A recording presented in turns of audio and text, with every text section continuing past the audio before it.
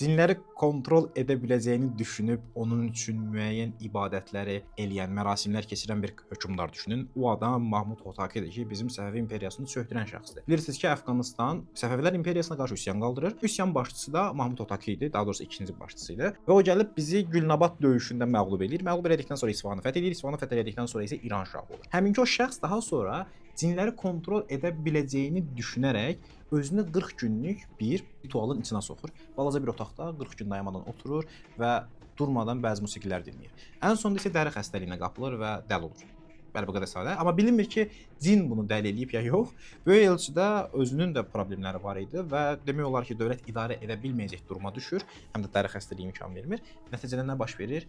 Üsyan. Yəni öz yaxınları da onu öldürürlər və yerinə keçirirlər. Ümumiyyətlə cin bəs hardan gəlir bu anlayış? Bu demək olar ki, əksər xalqlarda bu tip varlıqlara yer verilir.